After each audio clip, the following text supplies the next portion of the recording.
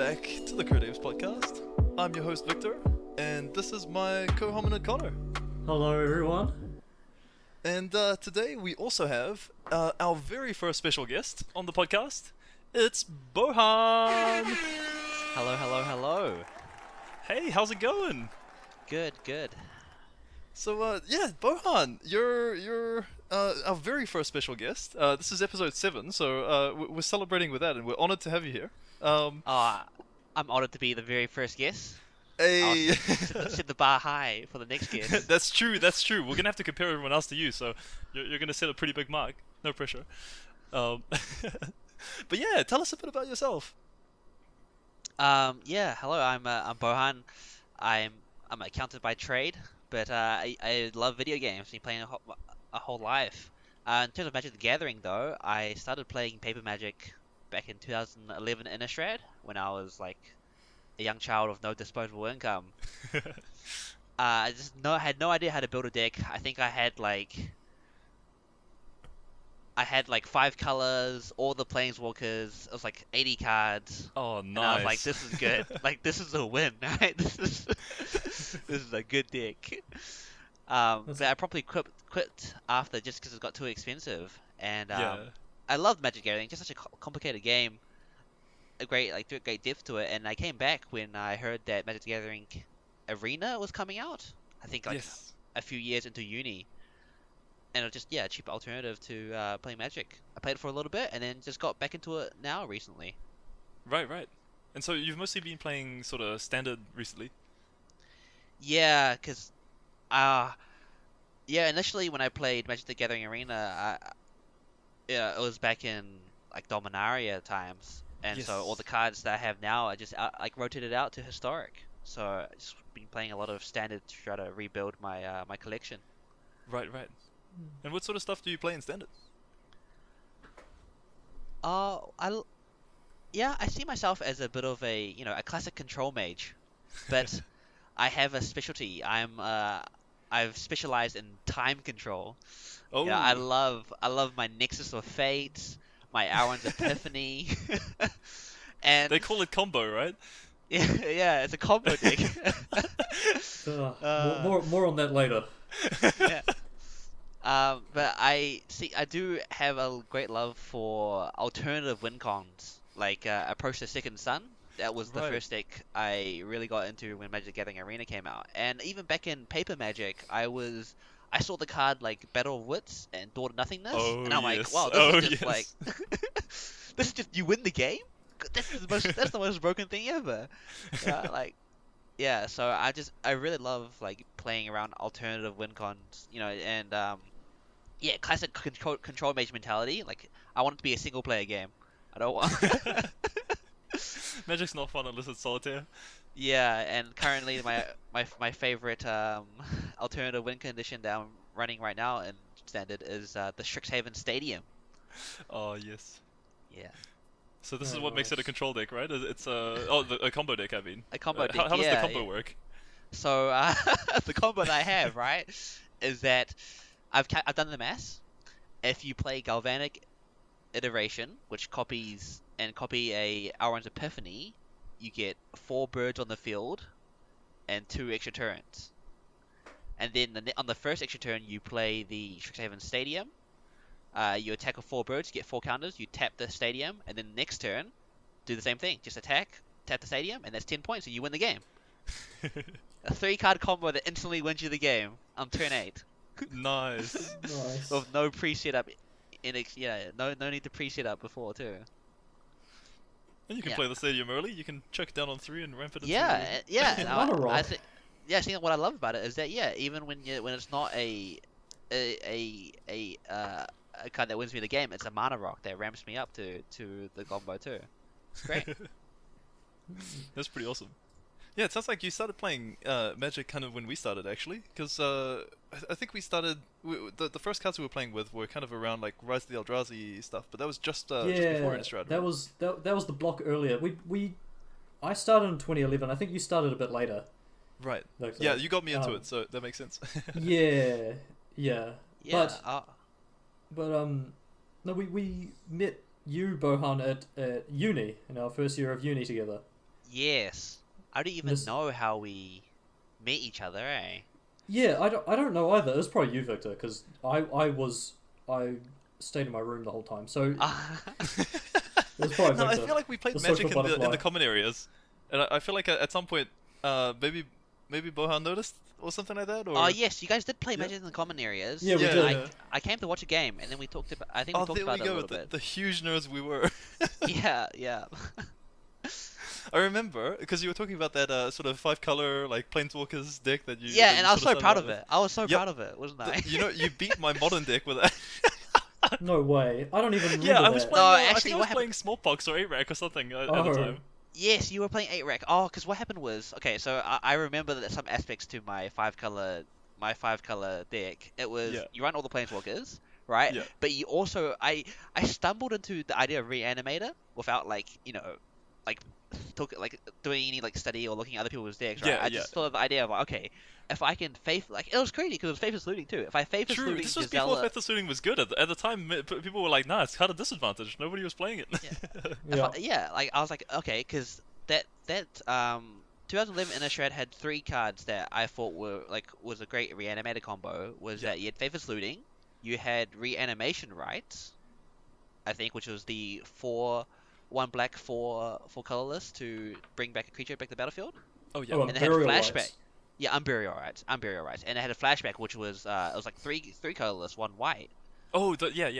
Yeah, and then my favorite card at the time to bring that back was because the other it was Gisela, Blade of Gold Knight.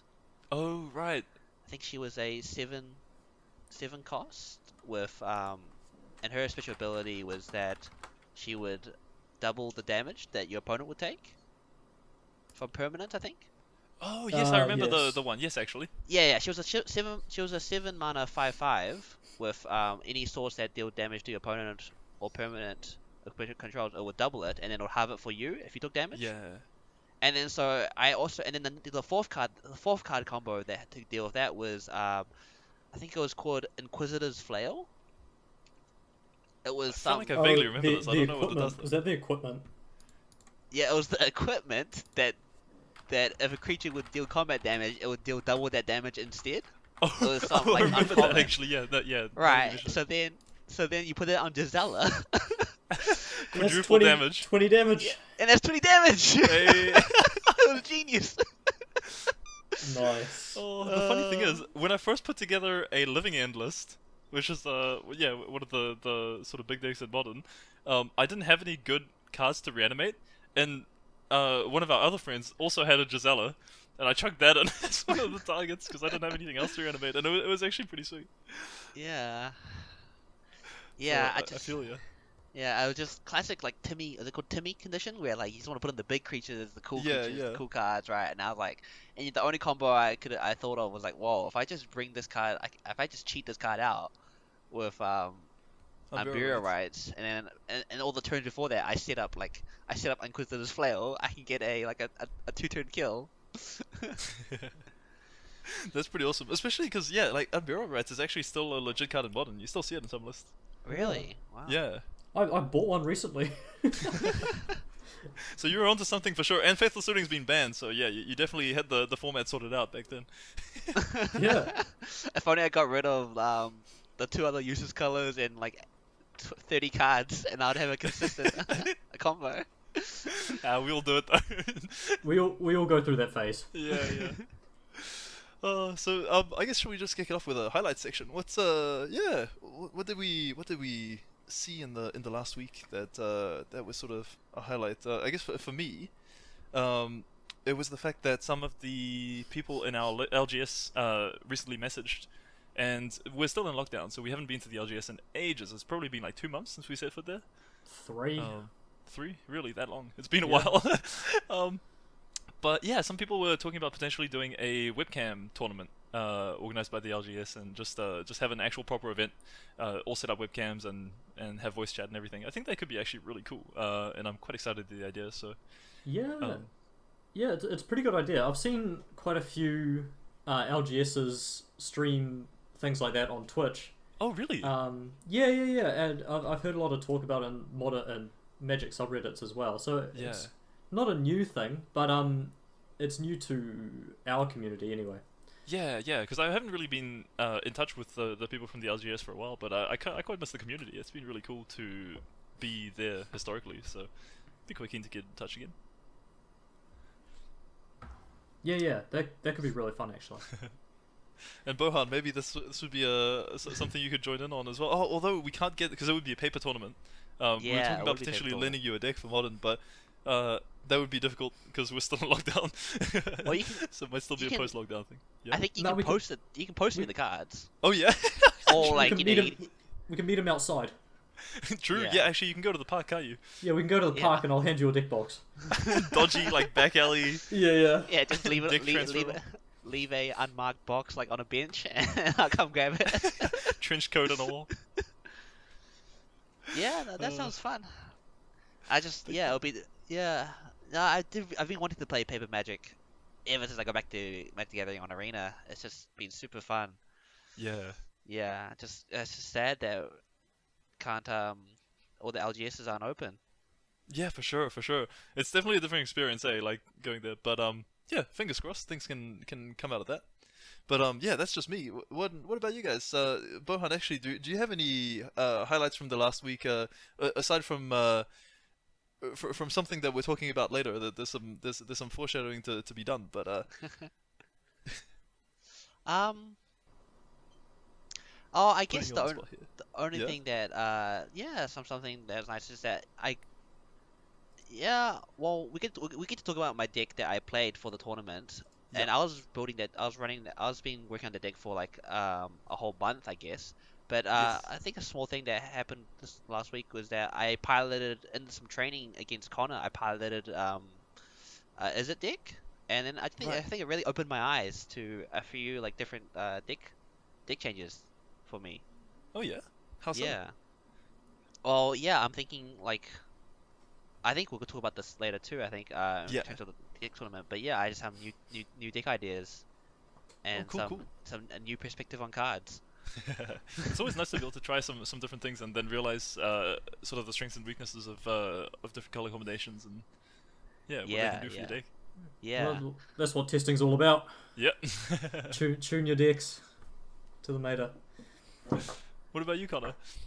I've been having a pretty slow week, to be honest. There's not really been that much exciting going on in my life at the previous week. My highlight we will talk about later though. That's True. for sure. Yeah. Well, I guess there's the default highlight of we made it to episode 7. That is true. Still going. Yeah. Oh, and no sport update. I haven't been watching any sport this week, so Oh no. unfortunately that'll have to be next I week. don't know anything about Messi this week. He's playing tomorrow. Actually, I'm going to be watching Oh. him at 8 a.m. tomorrow. So Ooh, I'll be okay. 8 watching a.m.. PSG. Yeah. See, Connor, you stay up late. You're willing to stay up late or wake up early to watch football. Why aren't you willing to stay up late to play Magic the Gathering at 3 a.m. in the morning? I did. I literally was. I Every did week, stay up. every week, And every that week. is a perfect segue into the next section.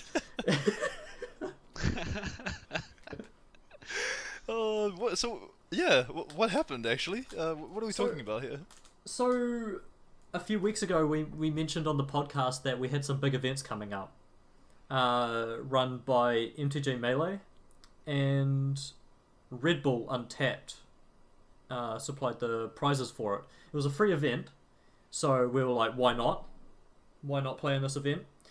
Unfortunately, the time zone, I think it was Central European time, right? Something like that, yeah. Okay. Yeah, think this it one was. was Central European time, I think. Yeah, so it actually started, what was meant to start, at 8 p.m. Saturday night Yes. for us, 8 p.m. And it was 8 rounds, so we already knew we were going to be going well into the AMs at this point, and I do not like doing that. I hate staying up late. I want to sleep at 11 p.m., wake up early, and go on with my life. So But- it was actually Bohan who convinced us to take part in this one. Yeah. Because we signed up for another one that's coming up on the 30th of October. Was that the one that Yeah. we signed up for initially? And Bohan messaged us and said, "Oh, this thing starts at 8. We should totally do this one. It's a good time zone."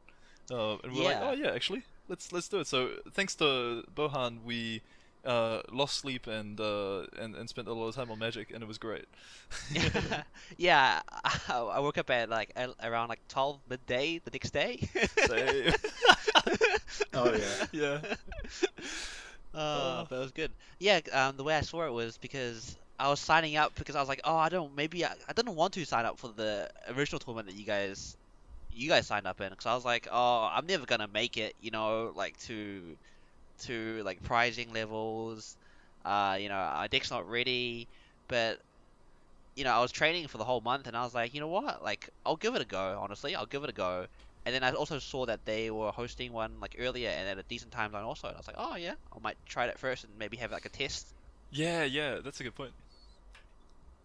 And it Yeah. turns out it sort of paid off because yeah, so the number of players at the event, it was 1,235 players, which is a decent amount to say the least. Probably the biggest event we've ever played in, Connor. Oh, definitely. Yeah, for sure. Like probably by a factor of like more than 10. Well, I don't think you could fit that many people inside one building, so I don't think you're doing Especially that in New paper. Zealand. Yeah, yeah. I don't know if there's that many Magic players in New Zealand. No, probably not. But yeah, it actually turned out that results-wise, it was pretty decent. So I guess first of all, just want to mention shout out to Jan Rabe who took down the event. They were playing mono green, and they took first place out of that. So that's pretty amazing. But then going a little bit further down the results, we actually didn't do too poorly. Connor, what did you place? Actually, one thing we should mention is big shout out to the Melee team for running these events. That's very true. They did an because amazing job. They did a really good job, even with the whole round one issues that we had. We'll talk about that later. Yeah, But huge shout out to them for organising the whole thing. absolutely. Seconded. Yeah. Yeah. But yes, we all had the same record. We all went 6-2 in day one. However, my tiebreakers were a lot better because I went undefeated going into the 6th round and then lost twice, so my tiebreakers were a lot better.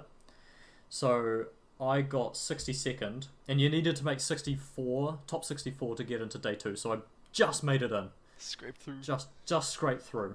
What about you guys? Yeah, so Bohan, you did pretty decently as well, eh? Yeah, I came 93rd after going 6-2. Yeah, I think I only started. I lost in round 4 and 5, and then after that I went I went undefeated to round 4 and 5, and then I went undefeated until after that too. So just had a pretty decent placing. Yeah, for sure. And then I ended up at 103, just a little bit behind, and that was I think I lost kind of a little bit earlier on. I think it was my second or third game I lost, and then potentially my last game, and I lost both times to mono white. So I guess we should probably talk a little bit about the decks that we were playing. Yeah, so speaking of mono white, yes. I picked up mono white for the event like 2 days before. I spent about 2 days, not even 2 days. I probably played like 20 matches with the deck. I saw it on, I think it was a standard challenge results. I just took the top mono white deck because I had a feeling it would have a good mono green and a good blue red matchup, which it did. I feel like it really did, and I thought that's what the meta would be mostly of, from what we've seen over the past few weeks anyway. But yeah, I won a decent amount. Overall, I went 10-3 across day 1 and day 2, so good. I don't know what the percentage is. Maths is hard, but but most of my rounds ended within 10-15 minutes. So Yeah, you were by far out of all of us. We were all doing this in a call, so it was quite cool because the event had a Discord channel open where everyone could chat and discuss the meta and all sorts of things in there. But then we also had our own Discord call where we were live in a voice channel, and so it meant that we all were participating at the same time, streaming, watching each other's games and stuff like that. And Connor was finishing way, way before me and Bohan. Yeah, it was great because I was just able to take a nap after every round. Once after like round 4 or something, I was taking a nap every round. Right. It was good. Yeah. And I don't know if you mentioned. Did you mention you came 19th in the end, right? Yeah, 19th in the end. I lost in the semi-final in the 4th bracket. Right. I saw your name on a spreadsheet. There was like a proper finalists, or like top spreadsheet, top player spreadsheet, and your name was on there. I was like, whoa. Yeah. Yeah. I played against Blue Red once out of my 13 games.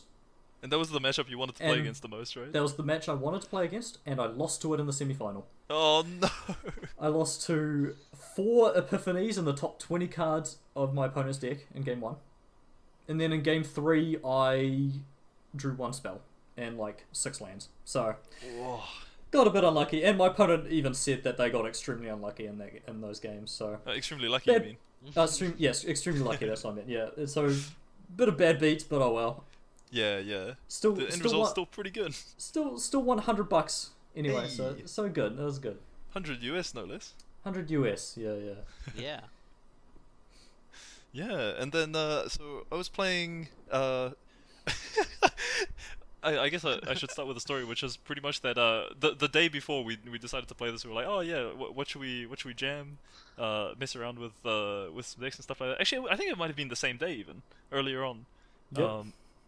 We decided to just have a look at our decks, and we'd been messing around in the past with some sort of blue-white tempo variants, which were sort of loosely based on Norioki Mori's list from Worlds, and trying to see if we could tweak that in any way. And I decided to take out the white and play just mono blue tempo with some Delvers and some whatever the spirit that you sort of level up with Snow Mana is. Ascended Spirit? Yeah, Ascended Spirit, that's the one. Yeah. And so, the deck was actually pretty fun to play. But the best piece of advice that I had that day was, presumably, is that I had 3 Dragon Turtles in the main. Just like, I think it was maybe half an hour before the event. I was still, I played a couple of practice games with the deck. And that's kind of what I was running. And I was convinced to take them out, which was probably a good idea because... the deck ended up doing alright. I was surprised. I was expecting to scrub out, honestly, because I'd played like 2 games on the ladder with this deck and scripted together last minute. I had the idea like 2 AM the day before. But Delvers were actually pretty sweet. It had a good matchup against the blue-red decks. A pretty fine matchup against the green decks because you could just keep bouncing their stuff and they have slightly more expensive permanents. It had a terrible matchup against mono-white. So I lost my 2 games to mono-white. But everything else was reasonably feasible to beat, and that's kind of how it went down. Cool. Yeah. If you had registered Dragon Turtle, you would have only been the 2nd person to do it in the whole event. You left 1,235 people. Yes. Yeah, there was another person actually who had a pretty similar list to me, which was interesting. Yeah. Sort of convergently evolved on that, but not a whole lot of people on mono blue tempo. Yeah. And like looking at your results, Victor, the only deck you lost to was actually mono white aggro. Yeah, it was literally just mono white. 1 and 7. You took out is it control and mono green aggro, team of treasures. You bit all of them. It's just not mono white. Honestly, those matchups were pretty easy, but mono white I had no chance. The deck was pretty poorly slanted against that. But that's the thing. The mono white deck, in my eyes, sort of came a little bit out of left field because until Connor played it, which was when I saw you play it, was the very day of the event. I actually hadn't really seen the deck before, so I wasn't prepared at all. It was a dark horse coming to the event. Yeah, for sure. Surprisingly, quite a few people played it. The 4 winners of the 4 brackets in the top 64. Was 2 mono green aggro and 2 mono white aggro. So mono white had a good showing. It was definitely one of the better decks in the event.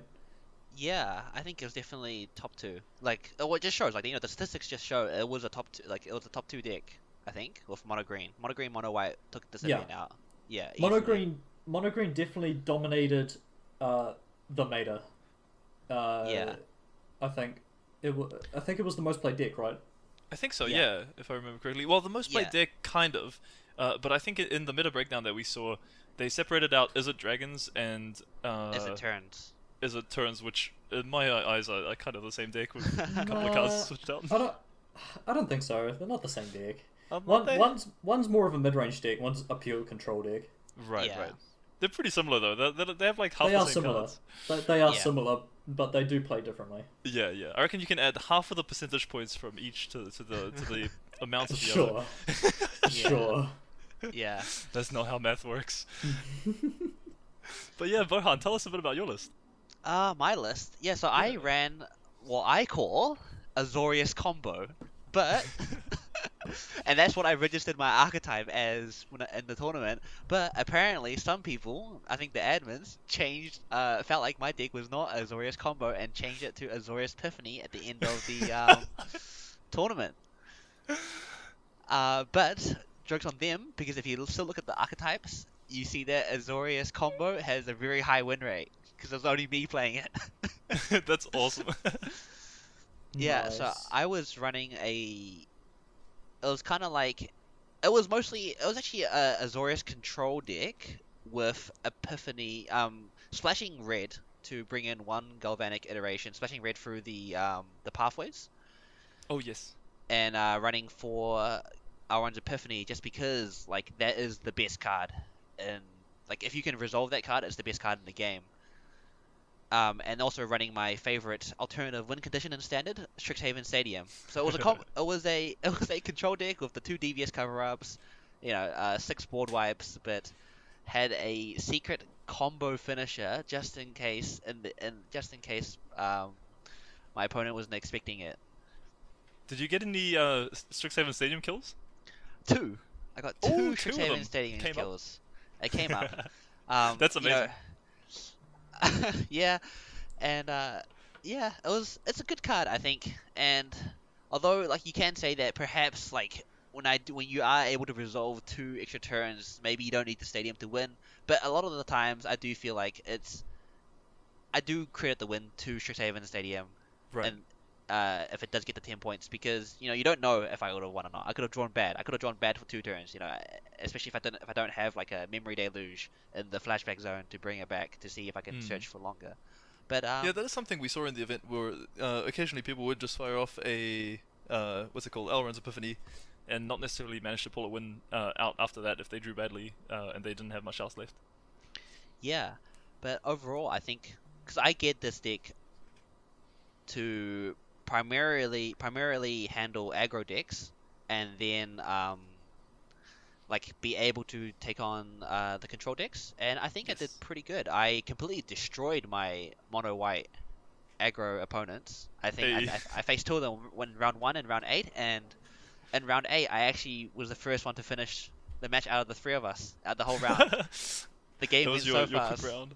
Yeah, because it was a 3 games too. I lost 1 in the middle, but I had the ones I won, I had turn 3 Doomscar, Right. and my opponent scooped a couple turns. I would always scoop a couple turns after that, just because I think they just ran out of fuel.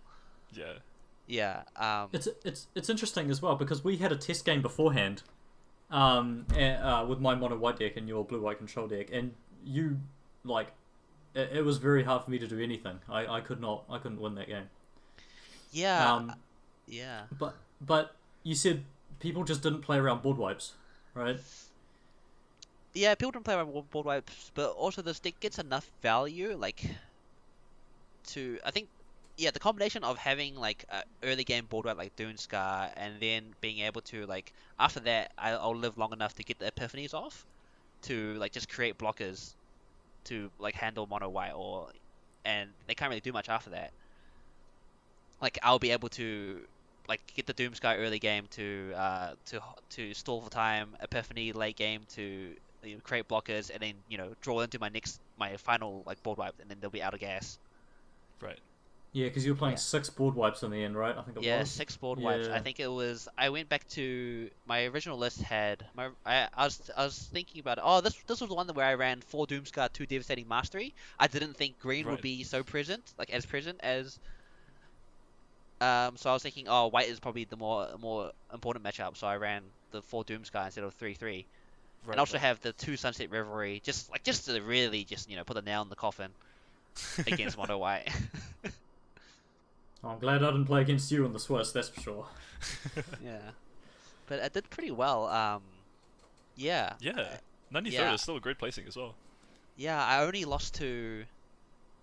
In the end, I lost to Mono Green Aggro and Timber Treasures, Oh yeah.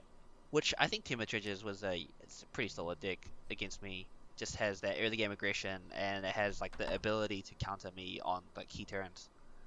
Right. Yeah, but yeah, pretty good. Nice. And so, yeah, I guess the question that I had just before moving on from there was, were you playing any Teferis? Oh, of course.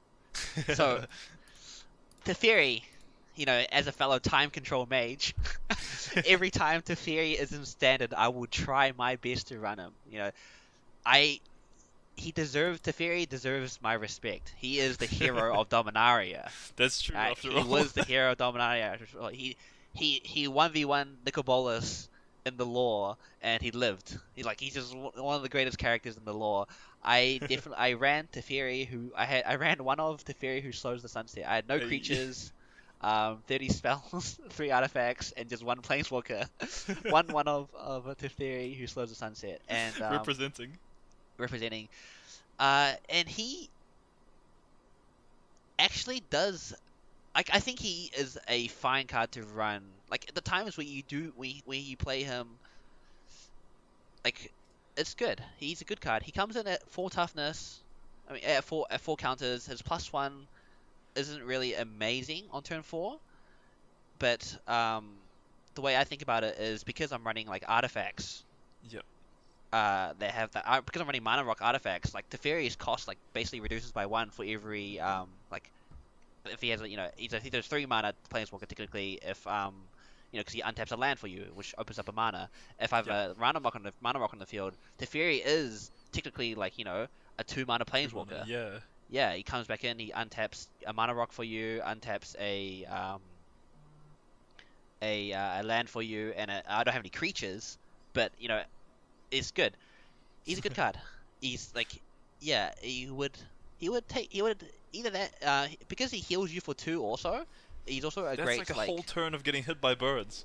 yeah, it's great because my opponents will want to kill him. Otherwise, like he's just constantly healing me for 2. Yeah. So then he's like a 5. He heals me for 5. Then Yeah, yeah. he takes 5 damage. Does a good lightning rod impression. Yeah, just a great That's card. pretty awesome. Yeah. I mean, definitely some sweet decks, and it's kind of awesome that we all ended up taking different decks into the tournament and still did reasonably well. None of us scrubbed out, so that was cool. Yeah, that it would have sucked for one of us if we just scrubbed out. For sure, because it was a pretty long event. We were playing. Yeah. We started being at the event at I think it was 8. Was it 8 that it was supposed to start? Yeah, I was supposed to chicken- start at 8. Yeah. Chicken was 7:30. Right. First round was meant to start at 8, and it ended up starting at 9. 9:30, I think. It was Or so 9:30, late. yeah, like yeah. that, It was yeah. a crazy amount of time. Yeah. So what happened there was I think the site got a little bit overloaded because there were so many players. Everyone was trying to load up their initial results. Well, not their results, their pairings. And the site couldn't serve everyone's pairings at the same time, so it went down for a moment, or at least that page went down. And so there was a little bit of confusion and chaos as everyone was sort of trying to get organized and figure out how to get the tournament running. As we were saying, the team that was running the tournament was doing amazingly well at trying to keep the peace and let everyone know what was going on. But yeah, it did start a little bit late and required a bit of patience. Yeah, once again, like big shout out to the admins. They were quite patient with the players. For sure, they didn't get mad. They did not get mad. I think they're pretty. It seems like they're very what is that? Very experienced with running these tournaments, especially online. Yes. Yeah, because the the chat was just flooded with people going, "Oh, I refreshed and now it's not working now. Should I Yeah. refresh? I need to refresh, right, guys? I need to I refresh think it F5." became a bit of a meme at some point. Uh, But yeah, anyways, once it all started, it was pretty amazing. And yeah, one thing that I was personally pretty impressed about, and I think we were sort of, it sounded like we were all echoing that sentiment, was that the meta was actually reasonably diverse somehow. Yeah, it was very diverse. The top 4 decks of the event, which were Mono Green, Blue Red Dragons, Blue Red Control, and Mono White, only took up 60%. And for a standard format which only has 5 sets in it, that's really diverse. Yeah, for sure. Especially after Worlds showing, it looked like there were only really 2 to 3 decks in the meta after Worlds, and yeah, being able to see a whole bunch of different lists, and a lot of people showed up with some pretty interesting brews as well. It was really cool, actually. yeah, yeah. Because I've been playing in like standard ranked in arena for like the past month, just training up for the tournament, and Yes. yeah, it was. I did see some really interesting like new builds coming in. I think Connor, you faced a Mardu Fury player. Yes, I did, and I died to Meat Hook Massacre twice, and it sucked. Oh, that card seems good against Mono White. Yeah. Yeah, that card is quite good against Yeah. Mono White. And that person went 8-1 in day one, something like that. Be 7-1. Oh, 7-1-1, 7-1-1. 7-0-1 it would be. 7-0-1, yeah, in day one, Yeah. yeah. Yeah, Which is crazy, yeah. I think that's the only like off meta deck that I played against. Right. I played against a lot of green decks. I think. What else did I even play against other than that? I played against Grixis Epiphany. Oh yeah. Um, With like Lear and once. some discard and stuff. Yeah, Lair and Discard, basically the world's deck. Yes. But other than that, I played against Team of Treasures, Mono Green a lot, Jund Yeah. Treasures. Right. Yeah, I saw a and- few treasures variants. People were definitely experimenting with just like Yeah. treasures as a Yeah. theme. Yeah, and then that Mardu Fury deck, yeah. Yeah. I saw in the list and in the tournament breakdown or tournament standings, I guess you could filter by certain lists. There were several people playing Mill. I don't think that their records were necessarily fantastic, but props to them for bringing Mill to an event like this. That was pretty awesome to see. Oh, and yeah. And props to that one other guy playing a combo deck who was playing Golgari combo or Reanimator combo. Yeah. Mate, Yeah, he's- Golgari Reanimator. He's scrubbed out. He went like 0-2 drop or something. Oh no. Yeah. My Poor fellow guy. combo player, man. My fellow combo player. Still, big props to him or her or they for showing up and giving it a shot, because, I mean, Reanimator strats are cool. Yeah, definitely a spicy deck to bring into a meta full of like really fast decks Yeah. or decks with counter spells. Yes. Yeah. Oh, I also saw at one point in the tournament chat somebody screaming that Delver was a good card. So I think I wasn't the only Delver fan there. Yeah, Well, there was Victor, a decent amount of yeah. Devil players. Yeah, there was a fair amount of Delver players. And Victor, your Delvers really came out for you in the last couple of rounds. That you had like 3 Delvers in your first like Oh yeah, 3 I turns. had a like, couple your of games opening where hand, I had thought like 2 and then you drew three 1. Delvers. Yeah. I'm so mad. Why do your Delvers always flip? Yeah, I they can't- flip I'm playing a too. lot of spells. My Delvers never flip. I did Like get when lucky with Delvers. I did get lucky with Delvers. Yeah, because they looked out for you when you needed it the most. The Delvers flipped. They came and they flipped Yeah. immediately. I did have a couple of games where I couldn't flip my Delver for like 5 or 6 turns, but for the most part, they were pretty cooperative. Oh, that's good then. But yeah, I think that's pretty much most of the stuff from the tournament. But there's still more to come in the future. As we were mentioning, we signed up for that tournament in end of this month, and there's some other sort of, I guess they call them stops, the different sort of international time zones that they run the event. You can sign up for as many as you want, and we were potentially thinking of doing some more because it's free and it was pretty fun. Yeah, there's two more that have good start times. There's the one on the 30th, which starts at 2:30 p.m. I think it is. Oh yeah. And there was another one mid-November as well, which starts at 2 p.m. Right. Yeah, this is really cool, and it also makes me want to play in the ESL Australia New Zealand Oh, what is that? Magic Gathering. It's the Australia. It's like I think it's the path to the MPL through Oceania, through Australia and New Zealand.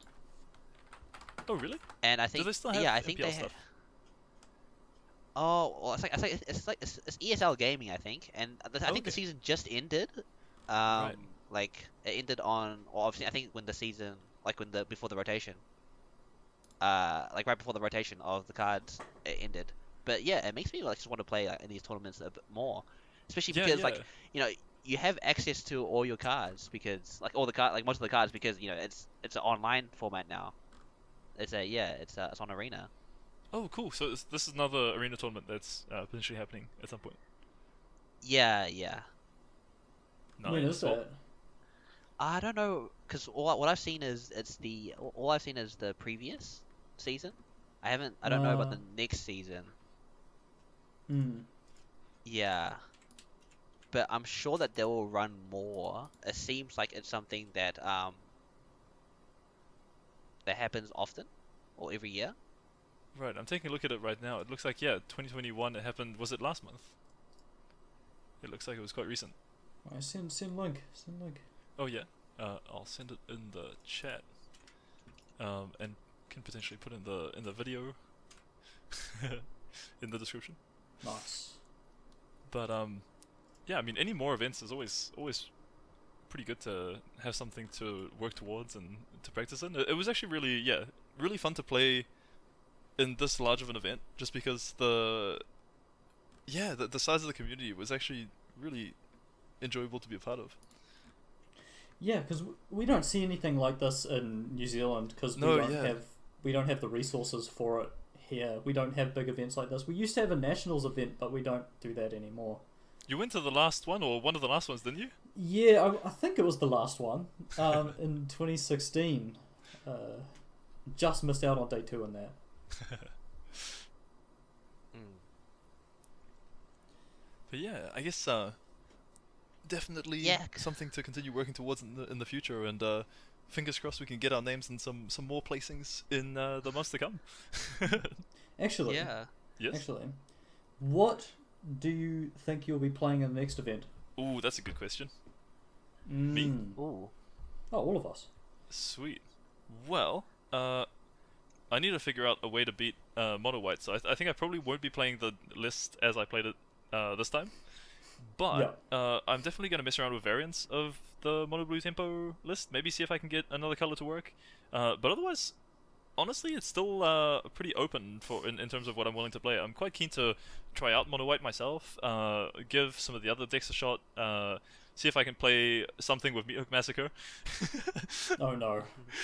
No, And, please. I mean, I'll try a bit of everything, and if it happens to be Mono White, I'll be happy with that. Nice. What about you, Bohan? So I've already been started to train for the next tournament. Nice. I've been grinding well, I had enough wild cards, but today, I crafted my 4, I think it's the Rivergate pathway, the red blue pathway. Yes. Oh, so you have the mana base now? Yes, because I was thinking of running, like my original idea was I take what I do with Azorius control combo or Strixhaven and stuff like that, and then I put it into is it shell? You have like you have your Burn Under Houses, which is like kind of similar to a Doomscar.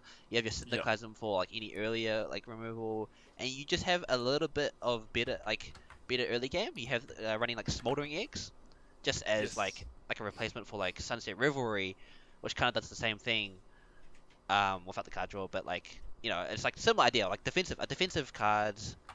The shell is there, and I was like, oh, okay, but this way I'm able to access better card draw through expressive iteration, through unexpected win for better uses of galvanic iteration. Right. And so I've been practicing with it today, like a budget version, and I had an epiphany today, and it was that Elrond's Epiphany? epiphany, guys, and guys, I'll admit it live on this recording. Strixhaven Stadium is not good card. Oh no! Yes, we broke him. Finally, revelation.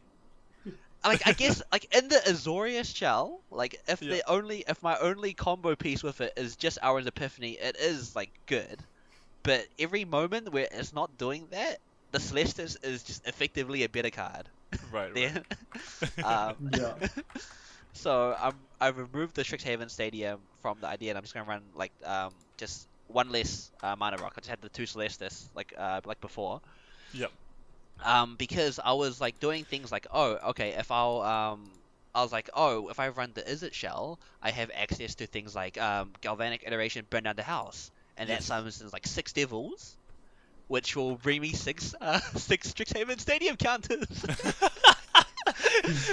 I mean, or because you copied the spell. No, wait. Can you choose different modes on a copied spell? I don't think you can. Actually. No. I was gonna say you can make 3 tokens and then board wipe them just to ping your opponent, but you can't. I don't think that actually works. Yeah, and then I was like, but wait a minute. If they don't kill if they kill the devils do 6 damage, and then they'll do 6 damage already, and that's 12 damage. They're almost dead. Yeah. I don't need the point counters. Yeah. And then I was like, Goldspan Dragon adds to the point counters, and then I realized what was happening was in the Izzet shell, you kill your opponent, like your opponent dies. Your opponent will die in the Izzet shell. It's only because I was limiting myself by only running like no creatures and red and white that I was limiting myself to just purely the galvanic iteration, Auron's Epiphany 10 point kill. Right. Yeah. But yeah, I guess because you'll be playing some sort of dragons in there. Yeah. So I'll be running like, I guess I'm trying to decide whether running like something of the lines of like is it dragons list. Yeah. With more rampant card draw speed with like the Celestis. Yes. Or just running. To filter through. Yeah, to filter through faster, to get to the combo faster, or running a more like controller archetype, because I was running Devious Cover Up in my Azorius deck, and it's solid. It brings back the card that you need. I was thinking of just like maybe running like a Izzet control, but I had another thought today that maybe I should just break into Jeskai by running the triple all 3 pathways, the red, blue. Oh right, because blue, you white, can just chuck a bunch of pathways and it's still reasonable mana. Yeah, just because the red blue mana base is so horrible with the snarls. Snarls are just completely like just really bad. Yeah, I haven't been a fan of the snarls myself. Yeah. So just actually, still testing out. Yeah. This is making me think of something, which is I know you mentioned the Dragonland, the one that taps for a color of mana that you name. Oh yes. Yeah. Yeah. So Connor just linked a deck in the chat, which is Dimir Control, and looks pretty awesome. It plays Limrith and Xanathar, and Dragon Turtle as a threat, which which is a dragon. Which is a dragon. You can play it in that deck. Oh. Yeah. So I just found this list because I was looking at the meta on Goldfish, and I saw Blue Black Control as one of the top decks, and I saw this. You said you wanted to play Meathook Massacre. And Dragon. I mean, I do love me some Dragon Turtle. Dragon Turtle is my my Strixhaven Stadium. Yeah, I looked at this. I'm like, oh my god, Dragon Turtle was in this deck. Oh, but they're not running the Dragonland. Probably because there's only 2 colors. They're not running the Temple of the Dragon Queen. Yeah. But that could be Yeah. an option as well for that deck. But yeah, this list looks sweet. Xanathar? Yeah. Yes. Sweet card. Yes. So I've been seeing people talk about. So I follow the MTG Arena official Discord pretty like every day, just to like read what people was writing. Stay on top of the meta sort of thing. Yeah, stay on top of the meta, stuff like that. It's mostly just people complaining about Auron's Epiphany. As expected. You have a few people here with like some some general like good thoughts, and it's a place for me to bounce my ideas off too sometimes. And Yes, yeah, yes. so like because people are big fans of Demir. I think Demir was the fifth most played archetype in the Red Bull tournament, Right, right. right? But it was like Was it? I actually can't yeah. remember seeing too many Demir decks myself, but I'm sure there Yeah, was some over there. it was like 5% or something like that. But like Oh, it was okay. like the big, maybe that was the fifth big, oh, that was the fifth big, or something. It was a decent percent. Actually, But no, I do remember seeing it on the metagame breakdown. Yeah, yeah. yeah, and even True. in according to like some like the according to the meta breakdown for the ladder on Magic the Gathering Arena, the mirror is like a big part of the like commonly played colors, but Right, interesting. unfortunately, it has a horrible win rate. uh, but But what if we like take out Dragon Turtle? yeah, but people are trying because people love the mirror. Like it's probably one of the most Yeah, yeah. fan favorite color combos, right? Along with Azorius or like two color combos. It's probably one of the most people love this one. People love that combo, like the card colors. Right, right. So I people do try. love a bit of blue-black control. Yeah, and so Xanathar is apparently the next up and coming piece of the control of the meta control. They've moved away from Lair. People realize that Lair was mostly a tournament meta, like a world's tournament meta card. Doesn't really do that great in ladder. And the new plan is you run Xanathar, and then you just make sure your opponent draws a land every turn because you play all their playable cards until they get a land, and then you don't play the land. You let them make sure they draw the land. Yes, yes, right. So you lens and control them essentially. Yeah. That's kind of awesome. That is pretty sweet. Yeah. So, I guess for the segue, uh, Xanathar is like Lantern Control. Lantern Control is a modern deck, and the next section on our list is Modern Results, which, spoilers, does not contain Lantern Control this time, but it does contain some other sweet decks. How was that? That was awful. Yeah, it was pretty bad, but you know, I'm working on it. That was terrible. Uh, That was the worst I don't segue remember. I've ever heard. Yeah, possibly. No. The worst ones are the ones where the gyroscope is broken and you can't ride them. Oh, it's a segue. But anyway, we're thinking this time for the modern results. That so Bohan, you were saying that you would potentially consider getting into modern. You've mostly played standard up to this point, but you were thinking that the format looks potentially kind of interesting. Yeah, we bring back, we have, there's Nexus of Fate in Modern, right? That is true. You can play Nexus. Like people, That was one of your decks that you Yeah. enjoyed. yeah, and people say that card was too broken for Standard, so surely it's a strong card in Modern, right? I mean, Connor recently tested with some Nexus of Fate, Wilderness Reclamation sort of decks. Yeah, That is a lot of fun. It's a lot of fun. yeah, that is something that's probably the archetype I'll go back into. Running the extra turns. Just Yeah, get yeah, extra yeah. turns. Yeah, so Oh, I'm nice. interested. I'm interested in going and getting into Modern. I never really played Modern before. I think I played it one time with you guys back on paper many years ago. We did Yeah. a Modern event. And now, you're an accountant, so you're rich. So you Yes. can spend as much money as you want on Magic. I've already priced the cards. Oh, wait a minute. I haven't priced my Modern deck. I've priced my Standard deck. Yes. Buy a modern deck. You don't need to buy a paper standard deck. You can just play that on Arena. And Modern won't rotate. Well, kinda, but it won't officially rotate. Nah, it never rotates. Junda's always a playable deck. It's Jund only by name. Yep. But yeah, so what we're thinking of doing is going through the results as we normally would, and have our modern segment. But while we're going through this, because we know that the metagame is still probably something that you might not necessarily recognize all of the decks and have some questions about the cards. So as we go through, feel free to ask a little bit about what the decks are doing, or just shout out if you're interested in anything, or if you have anything to say. All right. But yeah, we're just going to cover sort of what the best decks were in the last Pro Tour qualifiers. Is that's what PTQ stands for, right? Pro Tour qualifier, yep. Yep. So there were two of those in the weekend, and so instead of covering the usual sort of challenge events, we're covering these because they're bigger. They are bigger, better prizes. There we go. So- Connor, do you want to take us through? Yeah.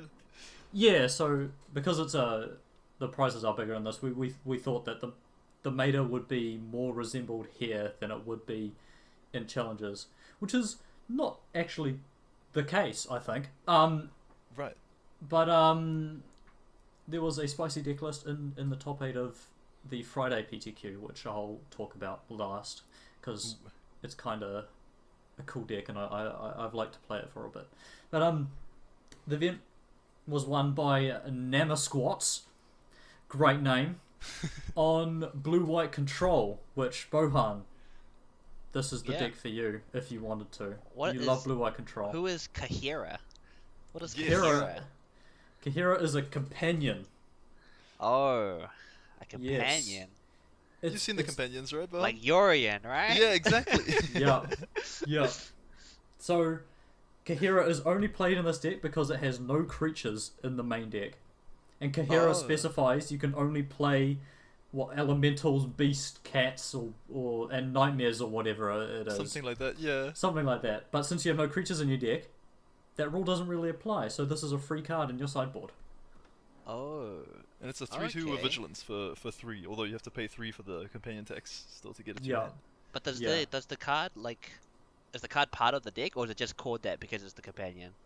Like- It's mostly just because it's kind of a free roll of the companion. I guess the companions have been seeing quite a lot of play in Modern lately, so decks have been kind of taking on the names of the companions. It's kind of like your commander, but in this case it doesn't really affect the way the deck is built, because it probably would just be exactly the same deck if Kahira wasn't around, but it's kind of a free roll on the sideboard. Okay, that's cool. Yeah, and combos quite well with Solitude as well. Yes, that's true. And this deck plays 4 Teferi Time Raveler, so you love Teferi, you love time, play this deck. You'll love it. And it's a pretty good deck. We've seen it showing up quite a bit recently. Yeah, I think it is probably the best deck in the format at the moment. You reckon? Ooh. Yeah. It's always been putting up results. It's always been in the top 8. That's true. That's true. I've seen it in pretty much every event that we've gone through. Yeah. So yeah, won by Blue White Control. Along with that, we had 4-color Ephemerate with Yorion. So, Bohan, do you know what Ephemerate is? No, what is Ephemerate? So it's a blink card. So the idea is it's a card that returns a creature, or it exiles one of your creatures and then returns it to the battlefield again to get the triggers from that creature again, and it has rebound, so it gets cast. The spell gets cast again in your next turn. It's 1 white mana instant. And so this deck is kind of built around getting value from getting your creatures to leave the battlefield and come back. And it plays Yorion, which has a similar effect on your cards. High power ETB effects with Ephemerate is very powerful. Yeah, for sure. So we've seen this quite a bit with Omnath, Renin 6, Teferi is like kind of the shell, along with your free elementals, pitch elementals, with Fury, Solitude.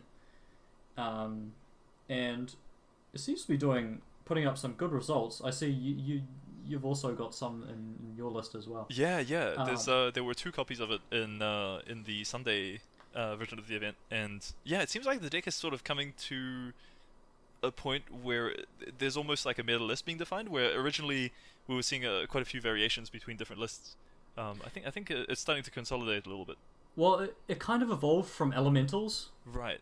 Just elementals, and went into more of a controlling deck. Yeah. With planeswalkers and Yorion. So, it's what it. I don't know. I have actually seen some discussion about Fury and how it has been oppressive in the meta. Bit of a hot take. Do you think it's true?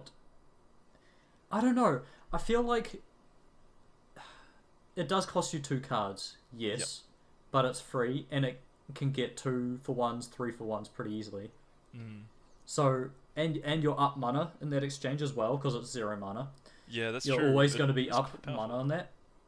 And you can just cast it for 5 mana and just kill 2 things or 1 thing. I think I'll agree that it's oppressive when Burn plays it. No, Burn's never going to play it. Because so far that's been the test, right? When Burn Nah. ran Oko, you knew you knew there was an issue. Yes. When Burn yeah. ran Luris, oh wait. Oh wait.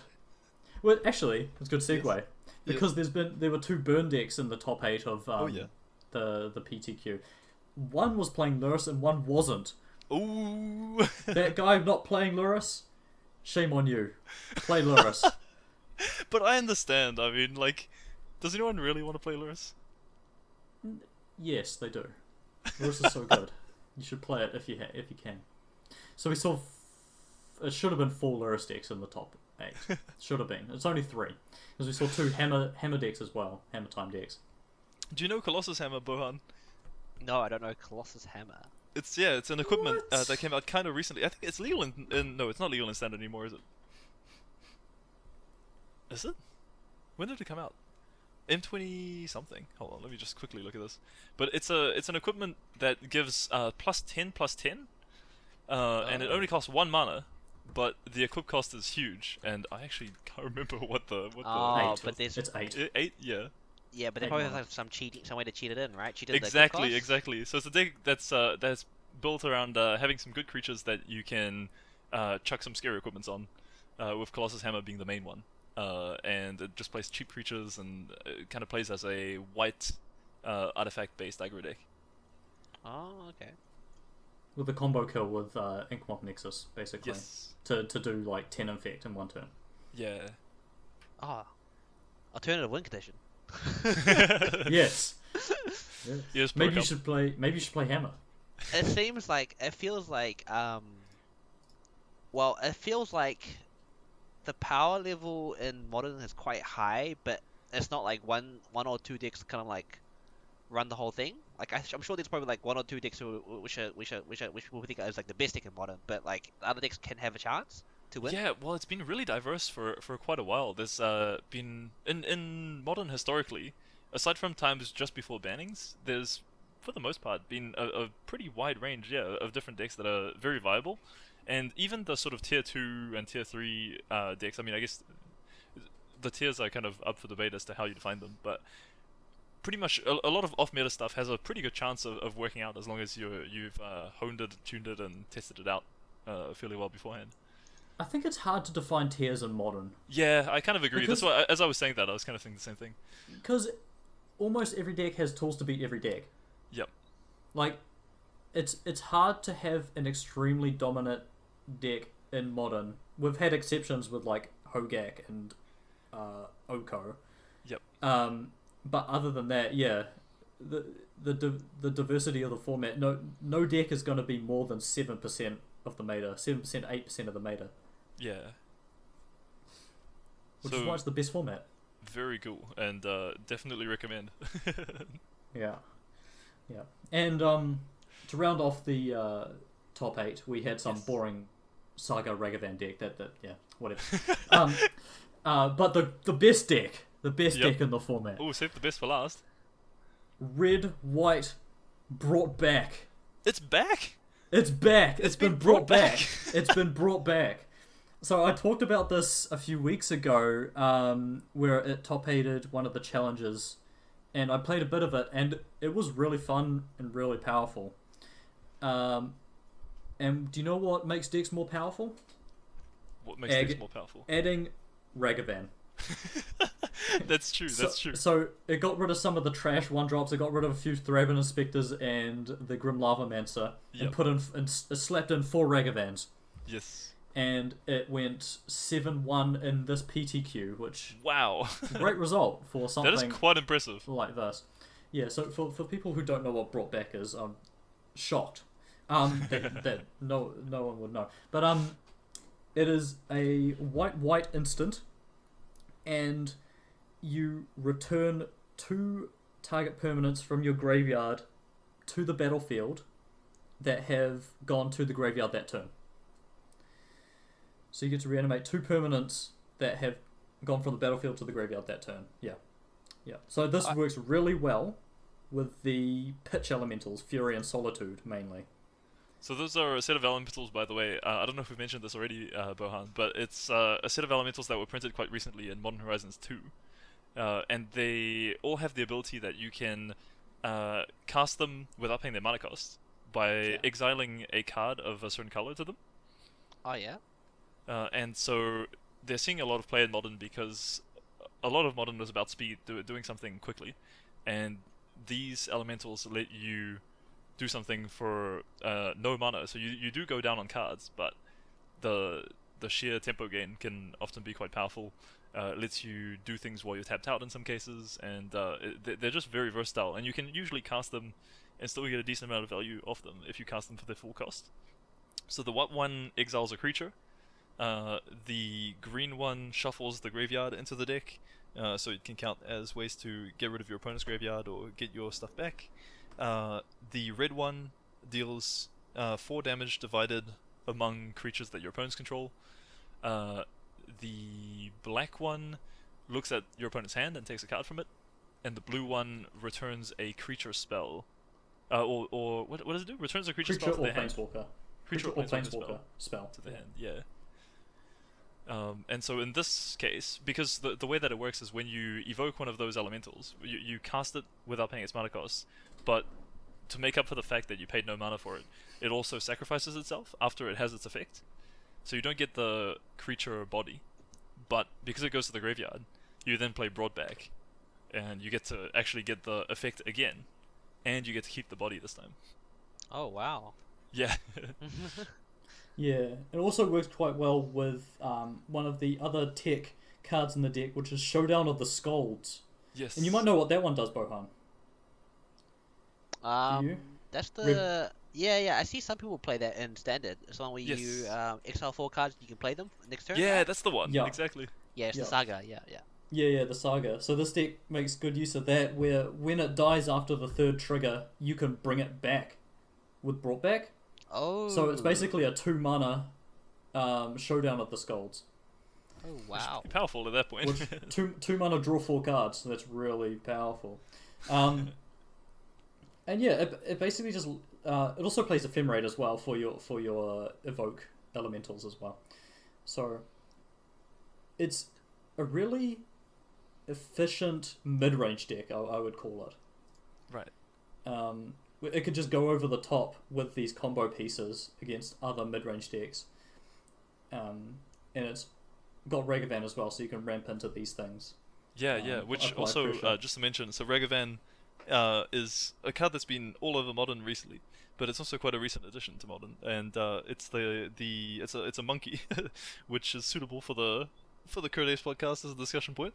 And it's a 2/1, and when it hits a player, you get to exile the top card of your opponent's library, and you get to cast it that turn. You also get a treasure token, and you can also dash it for 2 mana. So instead of paying 1 mana for it, you pay 2 mana, and it gains haste when you play it, but you return it to your hand at the end of the turn. So it's quite a lot of abilities on a card that's usually 1 mana, and it's a card that you have to answer right away when you play it, or when your opponent plays it, because otherwise it's gonna get them both treasures and cards eventually, and can quite easily run away with the game on its own. So the fact that this deck is adding it in seems like it's probably an improvement, and something that clearly shows in the result that the player got. Yeah. Oh, yeah. Yeah. No, it does look like a really sweet deck. I played a bit of it. I had to borrow your rental service for this because the deck was 900 tickets. I had to Pull together the resources. yeah, ask a favor. But no, yeah, I'm quite surprised to see something a deck like this in the top 8 of a prestigious event. Yeah, for sure. And it's pretty awesome to see it showing up again, because I really like the look of the list as well. I haven't actually played it myself, and as we were saying, it's pretty expensive, but I might have to ask you to return the favor at some point, and might have to try and play it myself. Well, I could just trade you the whole deck. Oh yeah, true, that could work. So yeah. It could be pretty fun, actually. Yeah, there you go. And that rounds out my PTQ. What about yours? Yeah, so for my one, so it was won by Snoo M. Rick, I think is how you would pronounce that name. Snusnumrick. On Teamer Footfalls, so Teamer Footfalls continuing to be pillar of the format. The list looked pretty stock. Looking through it, it looks like a just solid Teamer Footfalls list. Then we had two 4-color ephemerate lists, and as I was saying, it seems like these lists are starting to consolidate a little bit. So they were both playing pretty similar lists. I think there were a couple of variations, but for the most part, it was the same stuff that we talked about from your section. We had a blue-white Kahira control, which again we've talked about, and was also a fairly stock list. And I guess that's a theme that I'm seeing going through all these, is that I think Modern is starting to consolidate its decks after Modern Horizons 2, where we've been talking about the fact that we've been seeing certain archetypes show up quite frequently already. But I think now the decks themselves are starting to become more and more focused, where before we were still seeing quite a bit of variation between decks of the same archetype. At least that's an impression that I'm getting. Yeah, definitely. I feel like people are agreeing on stock lists now. Yeah.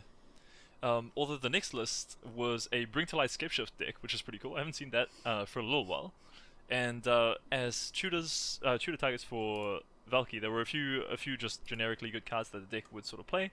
But it was also playing so just one Scapeshift and one Valky. There was also a the blue-white Wrath, which I can't remember the name of for some reason. Supreme Verdict. Supreme Verdict, that's the one. So just a good tutor package for Scapeshift. There was also a one-off Crumble to Dust in the sideboard, which is pretty awesome. Something I haven't seen for a while. Yeah, get rid of Tron. Tron. Yeah, same thought. Then we had a Murktide deck, which also looked fairly stock, although Hercule's Recall in the sideboard as a one-off, which, or it might even have been a two-off, I can't remember now. But yeah, Hercule's Recall, classic hate card against Affinity from quite a while back, and since Affinity's seeing play again, I suppose not terrible against that, and gets rid of all the Saga tokens, as well as actually. Ragavan Treasures, I suppose. It's a few things. Hammer. Yeah. So it's kind of cool to see that. Jund Saga, which again looking pretty solid. And one thing I did notice though in the sideboard is that it was playing 2 copies of Doomblade, which I was quite surprised to see in Modern. Do you remember Doomblade, Bohan? I remember Doomblade. That's a 2021. I mean 2011 card, right? It's from ages ago. Yeah, it's seen quite a few printings, I think, in the history of Magic. And yeah, just 1 in a black, destroy a non-black creature. Simple, clean. Classic. I'm Iconic. assuming that's for Murktide Regent. I suppose so, but I'm surprised that they're playing that as opposed to any other effect, because I feel like we've had so many different printings of Doomblade-like effects. I'm surprised that's the one that's ended up in the sideboard. But isn't that just the best against Murktide? What about like There's powered kill? I mean, this is a Power Word Kill is also sweet. I guess the if you're just hitting Murktide though, there's the 1 green mana target player sacrifices a creature with flying. Oh, run afoul. Yeah, run afoul. That's true. You got me there. So I guess they're playing it for some level of versatility, but yeah, it might turn out that Doomblade is still technically the best card to sideboard if you want to chuck removal that can hit Murktide and some other cards in there, which is pretty interesting. I thought. Yeah. Then we had, to round it out, 1 more Footfalls deck, and this deck was playing 4 Hieroglyphic Illumination, which is the cycling card that draws 2 for 4 mana. And I just thought that was actually kind of cool, because one of the things that I'm used to in the regular version of Living End is doing a bunch of cycling to find your combo, and Hieroglyphic Illumination gives you a way to sort of resemble that in some sense by cycling it in the early game or using it later to draw the cards you need. So kind of cool. I thought it was neat. Yeah, because we've seen Cryptic Command in that spot. Right. I'm not sure if that list is playing Cryptic I Command. don't believe so. I have to take another look actually. But does seem like a pretty sweet card to have. Yeah. No Cryptic Commands, it looks like. Okay. 1 Prismari command. Nice. But yeah, sweet list as well. And I think that about rounds it out for our modern sections. Yeah, Bohan, we did quite a lot of modern blah blah there. Did you have any questions about things? Anything you're wondering about? No, nothing really. Just interested to get into it maybe one day. Yeah, quite a few decks to discuss, but yeah, no, modern is kind of a wild place of a format, and definitely a lot of fun to get into. Yeah. Just do it, Bohan. Yeah, You know you want to. yeah. Just well, only issue is like not really a place to play it, right? To train, unless it's like Magic Gathering online. Mm. That would require me to like get the hiring service over there, and, like pay money to get the cards. Whereas like, no, it's like I can't figure out what I would want to play. Yeah, I thought- there's a lot of choice, so it will probably be good to take a little bit of time to just mess around with some things. Maybe you could, when lockdowns end and stuff like that, you could come over to one of our places and try out some decks on our rental services on Magic Online, and then yeah. sort of see how those play, or we could just do it through a Discord or something. But Yeah. could be fun to mess around a bit. Yeah, sounds good. So one thing we do at the end of the podcast usually is we have a section called Monkey Do, where we get one person to guess what a card that is generated randomly does. So it's an actual Magic card, but it's selected randomly from the Gatherer website. Yeah. And we were thinking, so usually I think this time it would have been Connor's turn to guess, but I Yes. figured actually just now, should we get Bohan to do it? Okay. Yeah. Putting you on the spot again, Bohan. All right. But let me just load up Gatherer real quick. So the way that works is I'll tell you just the name of the card, and just Yeah. from the name you'll have to give me what does the card do? All right. Sweet. So, that's actually a card that's too recent, because you'll definitely know what that one does. Well, It's what was Goldspan it? Dragon. What was it? It's It was, Goldspan Dragon. It was fuming. What's it called? Something funeral. The snow one. Oh. I don't play The snow Kaldheim, funeral. so I don't know what that is. Oh, maybe I should have done it then. Nah, go Yeah. another one. The one that's It's too late. Yeah. All right. yeah. So the one that we have here now, this is a suitable one. It's called Wielding the Green Dragon. Wielding the Green Dragon. That is the name of the card. Oh. Wielding like holding it. Like Yep, holding, wielding. Wielding the Green Dragon. I have never heard of this card. That is I did sick. not know it existed. This.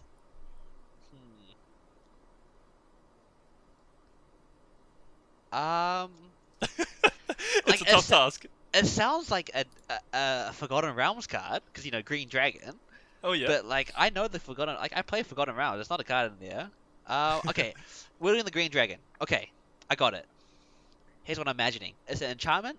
It's like No,